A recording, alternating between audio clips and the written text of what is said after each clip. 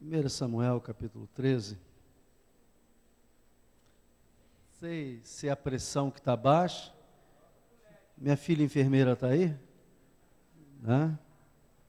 Eu não posso ver ela, que eu quero medir a pressão. Ela diz que essa é síndrome de velho. Né? Viu o enfermeiro? Mede a pressão. Mas se eu falar um pouco mais devagar, não estranhe. Não sei se foi os embalos de sábado à noite, mas 1 Samuel 13:8. Esperou Saul 7 dias, segundo o prazo determinado por Samuel. Não vindo, porém, Samuel a Gigal, o povo se foi espalhando dali. Então você tem que entender que aqui no início do capítulo 13, né, Deus dá uma orientação a Samuel para orientar a Saul. Saul foi o primeiro rei de Israel e disse para ele que ele deveria fazer os seguintes procedimentos. Né? E Saul foi para a batalha, né? Venceu a batalha e aconteceu que tinha algumas coisas para serem feitas, alguns detalhes. E aí, nós estamos lendo o texto a partir do momento em que se encadeia uma desobediência de Saul. Então, começou porque o povo começou a se dispersar. E ele disse, caramba, eu acho que nós vamos ter problema aqui.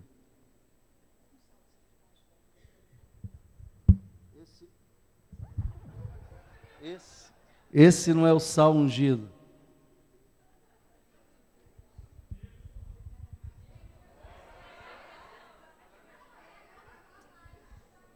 Agora vai. Versículo 9. Viu que a voz já mudou. Então disse Saul: trazei-me aqui o holocausto e oferta pacíficas. Ofereceu o holocausto, mas acabara ele de oferecer o holocausto, porque o dia não tinha terminado. Ele disse no 7º dia, mas não disse a hora.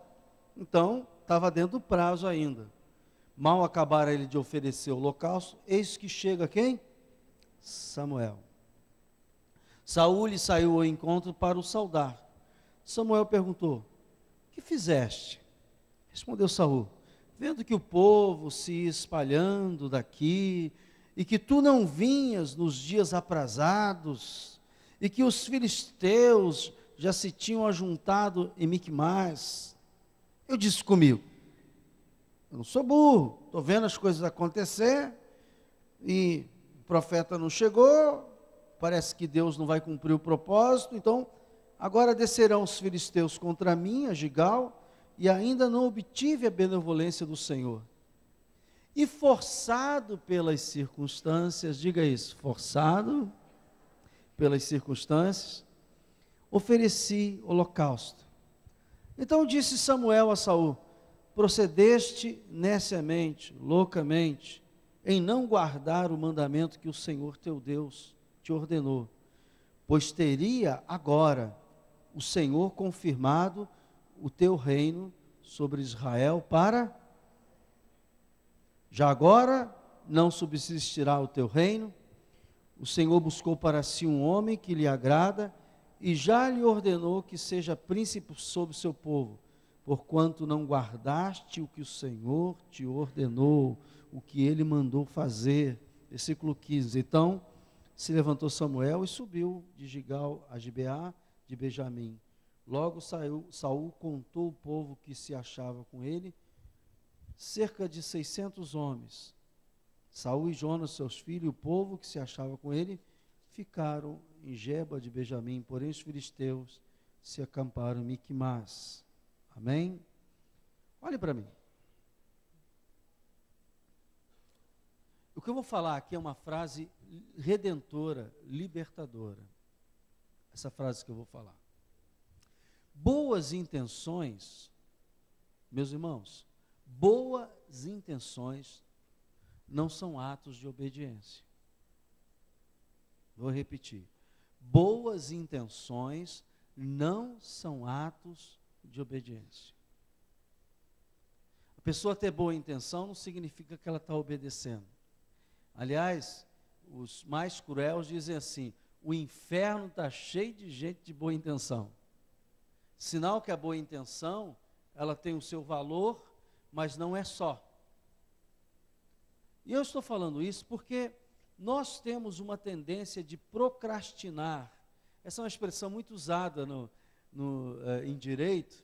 Eu me lembro quando o Hernani começou a trabalhar comigo, como secretário meu, que ele não era dessa área de direito, ele um dia perguntou assim: pastor, o que é procrastinar? Aí eu disse: procrastinar é enrolar.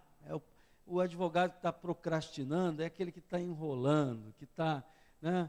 O juiz que não dá a sentença também está procrastinando. Então, procrastinar é uma palavra bonita para dizer o seguinte: enrolar. Então, enrolar significa adiar. Só que a procrastinação ou o adiamento devora as oportunidades de viver uma vida com propósito. Quanto mais você enrola, mais você começa a ter problemas. Porque se você não resolve o problema que chegou hoje, amanhã vai chegar outro problema. Concorda comigo? Diga amém. Irmão, isso é igual conta. Você não paga a conta de hoje, junta de hoje com amanhã, e aí a coisa vai começar a enrolar. E é assim. Então a procrastinação, ela vai devorar o teu futuro. Ela vai devorar aquilo que Deus tem preparado para você. Porque se você não faz o que tem que fazer hoje, Ele não pode colocar nas suas mãos o que Ele tem preparado para amanhã. Nós estamos vendo aqui nesse exemplo de Saul, que Deus tinha um propósito de confirmar o reino dele para sempre, como confirmou de Davi, que foi o seu sucessor. Mas por causa de uma atitude de desobediência, de não cumprimento à vontade de Deus, ele perdeu ali o seu futuro. Às vezes a gente perde o nosso futuro agora, com coisas que a gente deveria fazer e que não faz. Então, hoje eu venho aqui para dizer para você o seguinte: faça hoje o que Deus te inspira a fazer. Ah, como é que vai ser daqui a 10 anos? Irmãos, daqui a 10 anos a gente nem sabe se Jesus já voltou ou não. Eu sei que hoje nós temos que fazer isso. Eu me lembro de uma vez quando um irmão, foi a minha primeira igreja, a igreja que eu pastoreei como pastor titular. Antes de ser pastor titular, fui pastor auxiliar, como normalmente as pessoas são. E eu me lembro que na época, eu comecei a igreja num sobrado, no segundo andar, que a igreja, irmãos, era um pouco mais que esse púlpito aqui, a sala.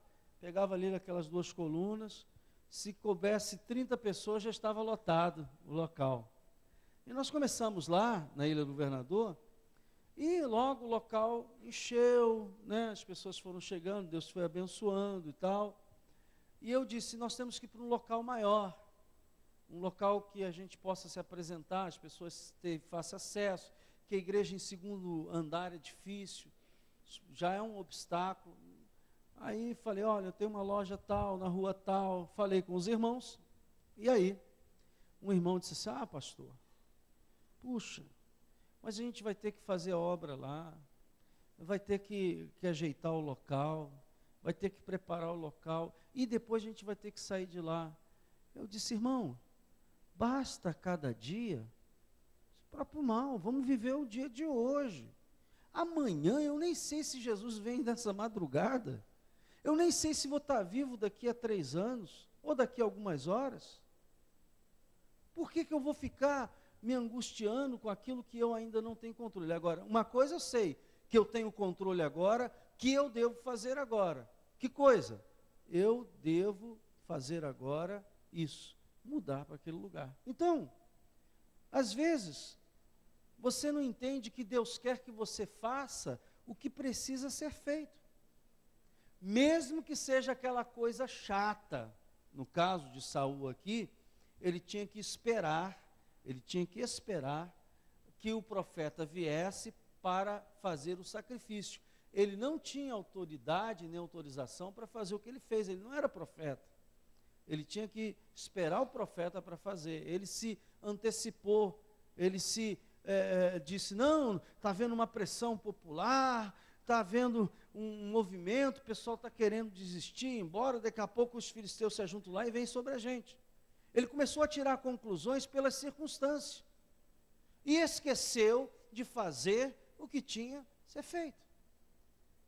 Então, hoje, muitas vezes Deus está pedindo que você faça aquilo que você não gosta. Um exemplo doméstico para as senhoras, dona de casa. Já pensou aquela pia cheia de louça?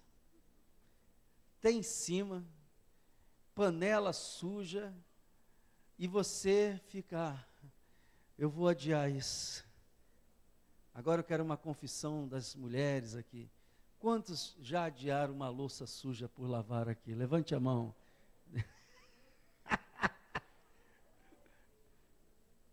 Você olha para a louça, ela olha para você e diz, não, hoje não é possível. Deixa para amanhã, amanhã eu dou um jeito. Vai lá, lava meia dúzia de copo, come naqueles que copo, né? E, aí, pastor, como é que você sabe disso? Você imagina a minha esposa que trabalha fora, que tem as obrigações pastorais na igreja. Lá em casa parece casa de parteira, irmãos. O que é isso? O telefone toca toda hora. É celular. Ela tem 2 celulares. Um toca um e toca outro. Aí toca um telefone. Lá em casa também tem 2 telefones. Quando não, dela é o meu. Então, problemas de toda ordem para resolver, situações para resolver, né? Então eu procuro poupá-la. Eu procuro poupá-la porque outro dia ela falou assim, mas eu queria, ela chegou de manhã cedo, eu queria ir orar. Eu falei, dorme. Mas eu queria orar. Eu falei assim, olha, eu quero você viva. Você morta para mim não serve para nada. Você está entendendo o que eu estou falando? Diga amém. Né? Tem uma música do Caetano Veloso que diz que quem ama, cuida, né? Quem já ouviu essa música? Né? Quem ama, cuida. Quem ama, cuida. Então, às vezes, eu sei que há situações que você realmente adia, e o adiar é até o melhor. Mas há coisas que você já sabe que tem que resolver. Ninguém vai resolver para você. Ninguém vai assumir o seu lugar. Ninguém vai fazer aquele serviço. É você mesmo que tem que fazer. Não adianta. Então, é fácil deixar as tarefas desagradáveis para mais tarde. É fácil você não ter que enfrentar certas situações. Mas ouça, hoje eu vim dizer para você que a bênção está na dependência de obediência pela fé.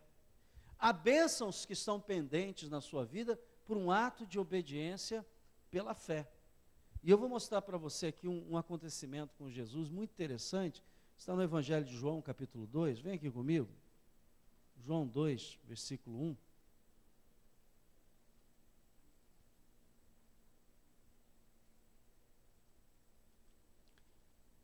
Aquele marido que sabe que tem que consertar aquele defeito elétrico e fica procrastinando, né? O ventilador que fica com a gambiarra lá pendurada e não pode funcionar plenamente. Pastor, como é que você sabe disso? Eu fiquei acho que uns 4 meses com o ventilador lá em casa, assim com as tripas para fora, sabe como é que é? Aí eu descobri uma maneira de fazer, ele só funcionava para baixo. Então, teve um dia que eu disse assim, eu vim para a oração de manhã, como é que faz bem as orações de manhã? Você tem que tomar vergonha. Minha mulher já falou 10 de vezes, aquilo feio, a sala toda bonita, foram comprados móveis novos lá para casa, algum tempo atrás, né? Quadro da sogra bonito, com a moldura, e a gambiarra lá para fora, assim, toda. Eu disse, meu pai do céu. Aí o senhor foi lá e consertou, não, contratei alguém para ir lá. Você sabe que esse não é a minha praia, né? Mas eu estou tentando dizer a você o seguinte, que você tem coisas que você está fugindo, mas que Deus está esperando que você faça. Não vai descer nenhum anjo para fazer o que você tem que fazer. É você mesmo que tem que fazer. Não adianta que Deus, pastor, eu vou orar tanto que Deus vai mandar um irmão para fazer. Tudo bem, mas você vai ter que ter dinheiro para pagar ele. João capítulo 2, versículo 1 em diante, conta um acontecimento muito interessante. 3 dias depois, João 2, versículo 1 em diante. 3 dias depois, houve um casamento em Caná da Galileia, achando-se ali a mãe de Jesus. Jesus também foi convidado com os seus discípulos para o casamento. Tendo acabado o vinho, a mãe de Jesus lhe disse: eles não têm mais vinho, que vergonha. Esse vergonha foi o que coloquei. Mas Jesus lhe disse: mulher, o que tenho contigo? Ainda não é chegada a minha hora. Até Jesus queria fugir do negócio. Ele estava dizendo que não tinha chegado o quê? A hora dele. Talvez você está dizendo a mesma coisa. Não, ainda não está na hora, não. Vamos esperar um pouco mais. Você está retardando o que Deus tem preparado para você. Ouça o que o Espírito diz à igreja nesta manhã. Versículo 5. Então, ele falou aos serventes. Ela falou aos serventes, fazei tudo o que ele... Deus deu uma ordem, assim, faça tudo o que ele disser. Estava ali 6 talhas de pedras que os judeus usavam para purificações, e cada uma levava 2 ou 3 metredas. É uma medida, sei lá quantos litros d'água, não me lembro mais, eu estudei isso. 80 aí? Pois é, de 80 a 120 litros. Jesus, quando faz milagre, faz mesmo para valer, viu? 120 litros de vinho, brincadeira. Versículo 7. Jesus lhe disse: enchei de água as talhas, e eles as encheram totalmente. Então lhes determinou: tirai agora e levai ao mestre-sala. Eles o fizeram. Tendo o mestre-sala provado a água transformada em vinho, não sabendo de onde viera, se bem o que os sabiam os serventes que haviam tirado a água, chamou o noivo e lhe disse: todos costumam pôr primeiro o bom vinho, e quando já beberam fartamente, servem o inferior. Porém, guardaste o bom vinho até agora. Com este o quê? Com este acontecimento, deu Jesus princípio a seus sinais em Caná da Galileia. Manifestou a sua glória, e os seus discípulos o quê? Lembra que Jesus disse que ainda não tinha chegado a hora?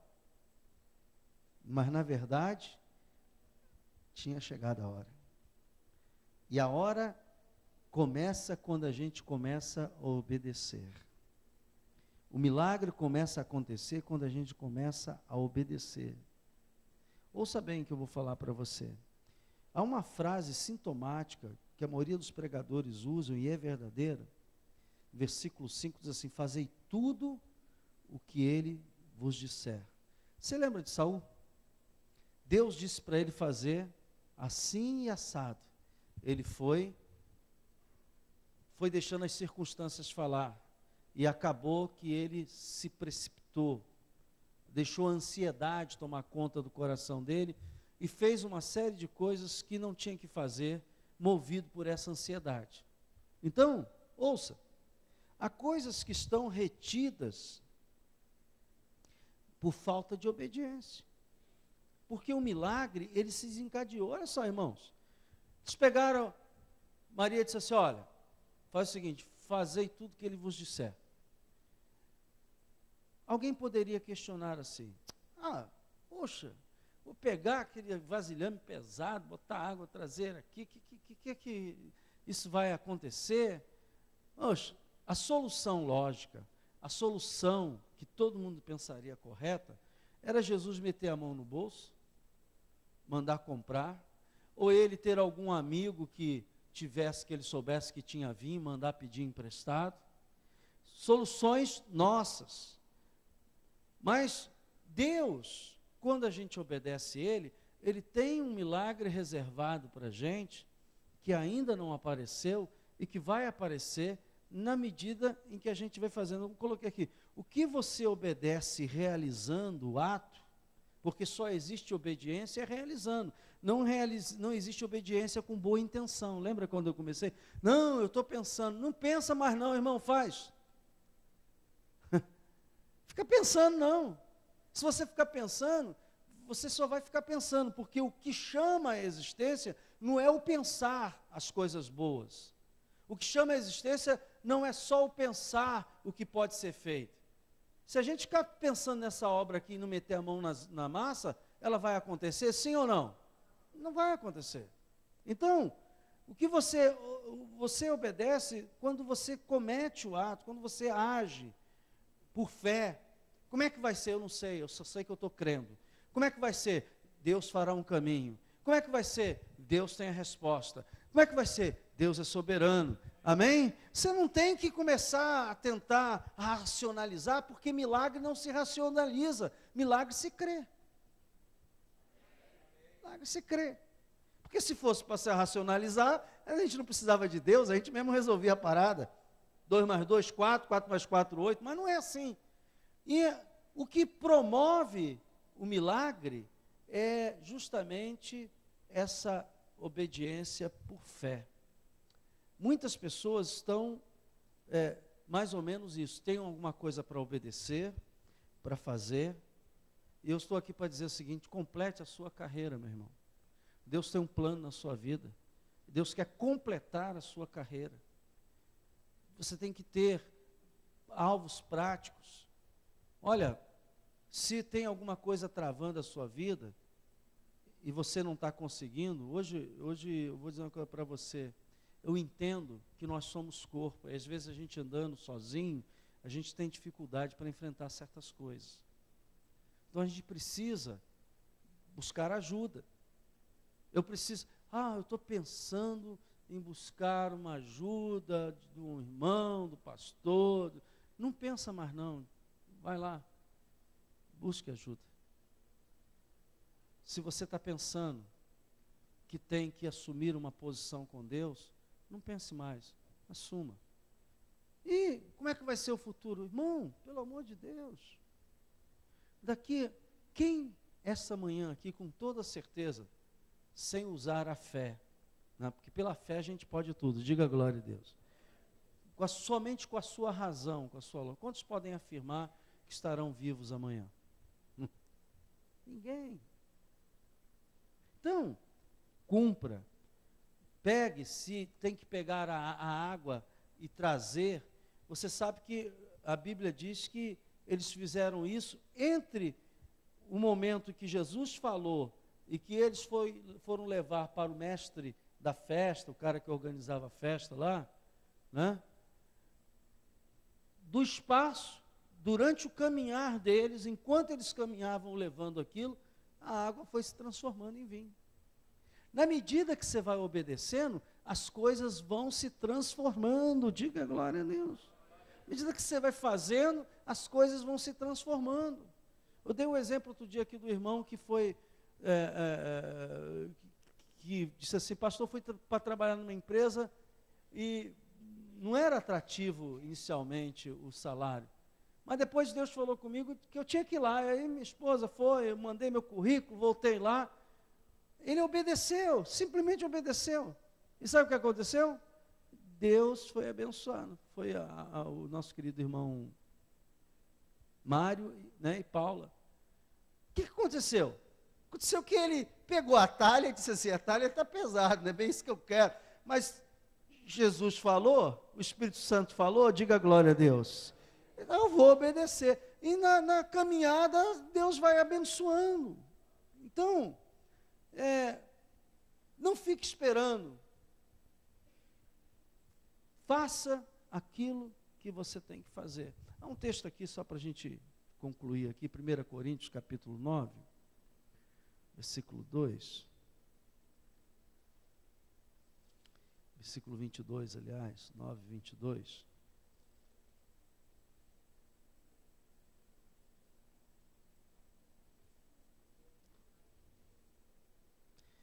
o apóstolo Paulo falando sobre a carreira, né? Ele diz assim, a partir do versículo 22, fiz-me fraco para com os fracos, com o fim de ganhar o quê? Os fracos. Fiz-me de tudo para com todos, com o fim de, por todos os modos, salvar alguns. Versículo 23, tudo faço por causa do Evangelho, com o fim de me tornar cooperador com ele. Não sabeis vós, os que correm no estádio, todos na verdade correm, mas um só leva o prêmio? E ele diz assim, correi de tal maneira que alcanceis. Diga comigo, eu vou correr de acordo com as regras da fé. E nas regras da fé, o fazer pela fé vem antes do acontecer. Correi de tal maneira que alcanceis. Todo atleta em tudo se domina. Aqueles para alcançar, né, esses da Olimpíadas aí, para alcançar uma coroa corruptível, uma medalha corruptível. Nós, porém, o incorruptível. Assim corro também eu, não sem meta, diga, não sem alvo. Assim luto, não como desferindo golpes no ar. Eu não estou fazendo, eu tenho um propósito. Só que aquele propósito que está para ser atingido lá, tem que ser trabalhado aqui hoje. Então ele diz assim, versículo 27, mas eu esmurro o meu corpo e o reduzo à escravidão, para que tendo pregado a outros, não venha eu mesmo a ser desqualificado. Ele disse assim, ó, esse eu esmurro o meu corpo, significa que eu, para obedecer alguma coisa que Deus está falando comigo, eu vou contrariar a minha carne. Quem gosta de lavar louça, né? Uma pia lotada de louça, você gosta? Amém. Para ele não é problema. Também gosta? Irmãs da cozinha, cadê onde é que está a Regina e companhia? Tem algum representante da cozinha? Aí, acabei de descobrir 2 talentos aqui, né? Que quando terminar os nossos almoços e festas, esses irmãos terão plena alegria de ficar aí lavando as louças e nós vamos para casa tranquilamente. A igreja diz amém? Ok. Não vai ficar no papo não, porque eu vou cobrar isso dos 2. Ok? Sua esposa vai para casa e você vai ficar aí lavando louça. Ué, daí? Você ama fazer isso e ela vai... Você concorda, Yara? Amém. Então, já está. Ok? Eu gosto dessas coisas, porque aqui nós somos um corpo, eu não estou tratando aqui com estranhos, somos da família, né? Talvez você não me conheça, mas você sabe que aqui eu tenho uma regra, aqui na igreja, os mais antigos sabem. Qual é a regra? Quando alguém vem trazer uma ideia para mim, meu irmão, você trouxe uma ideia para mim? Trouxe. Deus falou contigo, então é você que tem que fazer. Porque se Deus quisesse que eu fizesse, Ele tinha falado? Rapaz, parou de vir um montão de ideia para cá.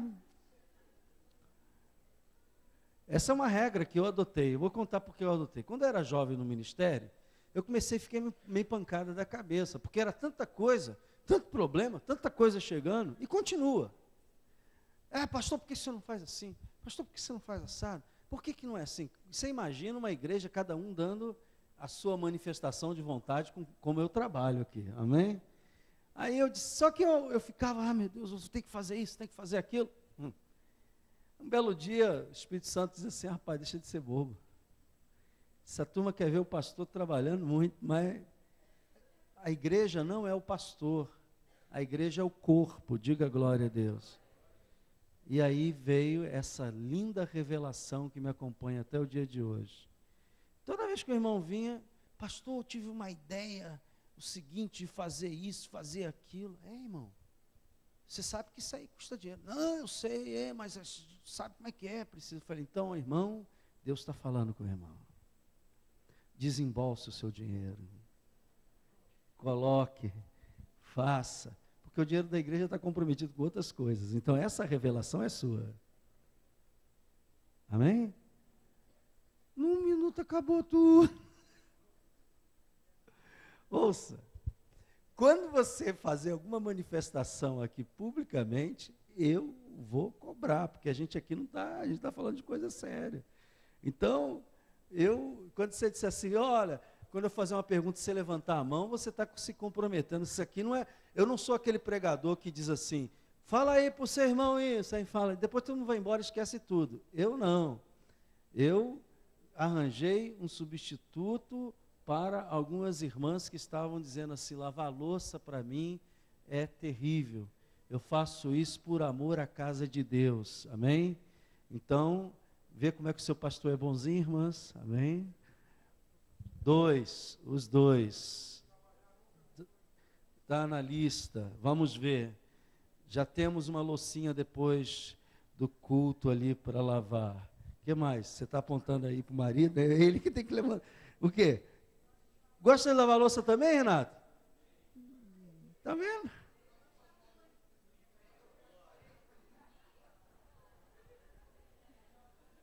Bem, glória a Deus.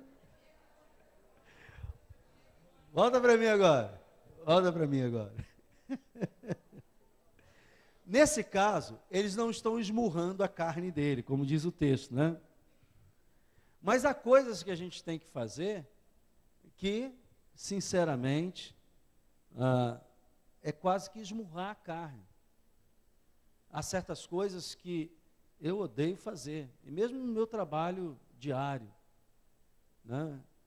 Certas coisas que para mim, burocracia para mim é um negócio complicado, eu não gosto muito, administrar não é bem o meu forte, eu não sou um camarada muito voltado para essas coisas, mas de vez em quando eu tenho que fazer isso, e faço, esmurrando a minha carne, porque tem que ser feito. Então, prossiga para o alvo que Deus colocou no seu coração. De que maneira? Complete a sua carreira. Faça isso fazendo a próxima tarefa, o próximo evento que Deus tem para você. Qual é o resultado disso? Realizações. Quando você olhar, você fez uma coisinha ontem, anteontem, fez ontem, fez hoje. Aí quando você for ver, não é que o negócio está acontecendo, a gente vai fazendo cada dia uma tarefa. Eu estou dando uma orientação para você, não é só, irmãos, em termos espirituais da igreja, não. Eu estou dando uma orientação para você, para a sua vida diária, lá no seu trabalho. Você que vive assoberbado e diz, meu Deus, como é que eu vou fazer isso? Ore, peça força a Deus. Tem dia que você tem que pedir força a Deus até para trabalhar. Quantos concordam comigo? Diga amém. Você não está afim, a sua carne quer cama, quer descanso. Você não está afim. Você tem que orar, dizer, Deus me fortalece. Eu tenho que matar esse leão, eu tenho que fazer essa tarefa, eu tenho que cumprir isso. Porque a realização no final virá na medida em que você fizer isso. Então, faça o que Deus pediu para você fazer, em primeiro lugar. Segundo lugar, faça o que você tem que fazer para cumprir essa vontade de Deus. Porque de boas intenções, o inferno está cheio. Então, vamos fazer aquilo que temos que fazer. Eu estou falando isso, a minha inspiração disso tudo foi ir ao Detran fazer a vistoria do carro. Pastor, de onde nasceu esse raio dessa mensagem? Eu fui ao Detran para fazer a vistoria do carro. Eu não sei como é, mas eu vou dizer uma coisa, quando fala assim, vai a um órgão do governo resolver alguma coisa, bate em mim uma chatice, um pânico. Quantos têm esse problema? Meu Deus, tem que enfrentar isso. Porque a gente já sabe que aquilo ali é uma via cruz, né? Mas tem coisas que não adianta. Porque cada vez que eu vi uma blitz e o meu carro não estava vistoriado, eu sei que o carro de todo mundo aqui está vistoriado, né? Eu falei para minha esposa assim, minha filha, eu fico com o coração, eu fico apertado, porque eu venho aí o cara manda eu parar, eu com os documentos fora de dia, né? Posso ter o carro rebocado, além da multa. E sabe o que eu temo? O que eu temo? acontece. Um dia desse, estou descendo um viaduto, aí o cara, vai ser hoje. Aí documento, não tem. O senhor não tem o documento do carro? Não. Eu vou ter que rebocar o carro do senhor. Eu disse, o que eu posso fazer? Estou errado? Aí o senhor deu sorte. Vou só multar o senhor. R$180. 191, né? Porque o reboque não vai voltar mais hoje. Estão fazendo. Então, vou lhe dar a multa. O senhor com essa multa ainda pode andar hoje com o carro, mas amanhã o senhor não pode mais. Muito obrigado pela multa. Falei para o cara assim, muito obrigado pela multa, ele ficou rindo. Obrigado pela multa e pelo não reboque. Ele começou a rir, isso foi engraçado, sabe? Falar o quê? Foi lá, me multou e tal. E eu saí feliz da vida com a multa na mão, porque o pior podia ter acontecido. Aí, no coração veio, você não fez o que tinha que fazer. O pior é que, quando você tem que fazer uma coisa e você não tem condições, tudo bem. Aí Deus guardará você. Diga glória a Deus. Mas o problema é que eu tinha condições, irmãos, para fazer, e não fazia porque eu ficava negligenciando. Fiquei pensando, lá no Detran. Aí quando foi essa semana, minha esposa, eu vou lá e tal, paguei lá o que tinha que pagar. Eu falei, vou com você. E fui com ela para o Detran. E sabe que a coisa não foi tão ruim? Acabou que eu fiquei com ela lá esperando, aí ficamos na lanchonete, tomamos um suco, batemos um papo, e o horário correndo, e acabou que não foi tão pesado como eu pensava que fosse. Ouça bem, Deus está falando que algumas coisas estão retidas na sua vida, porque tem coisas, tanto a nível espiritual como a nível de trabalho, que você precisa fazer, que Deus não fará com você, e que você está retendo aquilo que Deus tem de melhor para você. Eu agora vou com o carro, quero ver, vou passar na Blitz agora. Ainda faço assim, para. Agora ninguém para, né? Porque o diabo vai atacar justamente aonde você estiver em falta. Ele que nunca dorme. Quando eu estou com o carro com o dia, eu nunca sou parado, irmãos, em Blitz. Mas parece uma coisa, documentação, venceu, você não deu jeito, daqui a pouco, né? Aquilo parece que atrai. Então, ouça, conserte o ventilador que você tem que consertar. Vai lá fazer a vistoria do teu carro. Vai lá fazer o que tem que fazer. Pastor, o que você, eu não estou falando que você não pode fazer, estou falando aquilo que você pode fazer. E saiba de uma coisa, agiliza a transformação da água em vinho, porque o milagre está chegando. Vamos ficar de pé, vamos agradecer a Deus. Eu quero convidar todos os pais a vir aqui na frente. Nós queremos agradecer a Deus pela sua vida, pelo que você tem preparado. Eu estava pensando que nem ia almoçar, o sal já fez efeito, hein? Estou animado de novo. Agora eu vou começar a orar para ele consertar o amassado do carro. Que o carro vermelho, eu dirijo, e todo mundo diz assim, bateu com o carro, Andréia. Não, foi meu marido. Amém. Todos os pais aqui. Gente, como tem pai, falam das mães, mas como tem pai, hein? Vem mais para cá, tem espaço aqui. Patrick, levei um susto agora, você veio caminhando para cá. Olha, eu sei que tem muitas pães aqui, né? Mas deixa para comemorar no dia das mães, que é pai e mãe. Tem tá? as pães. Amém. Glória a Deus. Você quer abençoar a vida desses homens? Guerreiros, amém? Edes. Ih, César, cadê o César? Aí, então, os Edes, ó. Ninguém deu um amém, ó. Aproveita e faz o convite para os Edes. Vou deixar você fazer, César, vou deixar, rapidinho. Amém.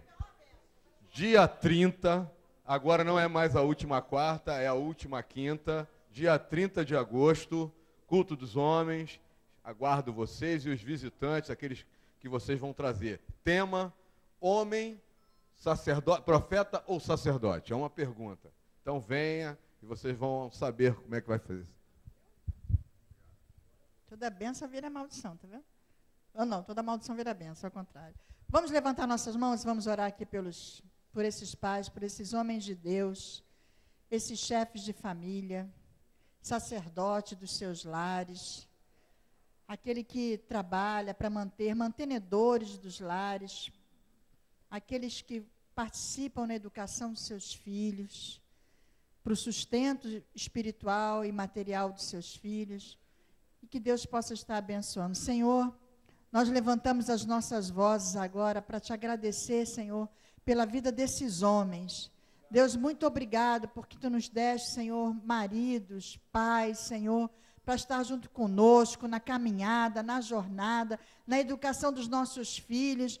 Meu Deus, muito obrigado pela vida de cada um deles. Senhor, que segundo a tua vontade, segundo o teu querer, tu possas estar dando, Senhor, porção dobrada do teu Santo Espírito sobre cada um deles, trazendo a eles, Senhor, à luz da tua palavra, tudo aquilo que eles necessitam. Ó Deus, opera nas suas falhas, façam deles melhores homens, melhores pais, melhores chefes de família, Senhor, de família, a cada dia, Senhor, e que tua bênção, Senhor, esteja estendida sobre eles, em tudo que eles fizerem, tudo que eles realizarem, aonde eles colocarem as mãos, Senhor, prospera no seu trabalho. Ó Deus, conserta aquele casamento que porventura não está bem, que o Senhor possa estar edificando, Senhor, o casamento nessa manhã. Ó Deus, nos relacionamentos com os filhos, às vezes há dificuldades, às vezes há, ó Deus, alguma contrariedade entre filhos e pais. Pai, que nesse dia seja quebrado todas as cadeias, todas as barreiras, e que, Senhor, esteja havendo perdão, que esteja havendo harmonia nesses lares. Pai, em nome de Jesus, aonde eles estiverem necessitando, Senhor, agora, Senhor, que tu possa estar sondando os corações dele, e que tu possa estar derramando, Senhor, toda sorte de bênção sobre a vida desses homens, Pai. Nós te agradecemos em nome de Jesus e te pedimos que eles sempre estejam, Senhor, ouvindo a tua voz, para poder, Senhor, como cabeça da casa, como cabeça do lar, como cabeça da família, estar direcionando suas famílias segundo a tua vontade, o teu querer. Nós os abençoamos em nome do Pai, do Filho e do Espírito Santo. Você pode aplaudir esses papais aqui? A igreja vai estar prestando uma homenagem a vocês, mas não hoje. No próximo domingo, no próximo final de semana, a igreja vai estar prestando uma simples homenagem para vocês, que a gente nunca faz homenagem no dia, porque sempre os pais têm compromisso, então a gente sempre deixa para o próximo. Amém? Deus abençoe a todos. Meus irmãos, logo mais às 19 horas, venha, traga um convidado. Eu vou ministrar uma palavra muito importante, que vai enriquecer a sua vida, amém? Que o Senhor te abençoe e te guarde, faça resplandecer sobre ti o seu rosto e te dê a paz, que o amor de Deus e as consolações do Espírito Santo sejam com todos vós. Eu vos abençoe em nome do Pai, do Filho e do Espírito Santo, amém. Bom dia, bom almoço.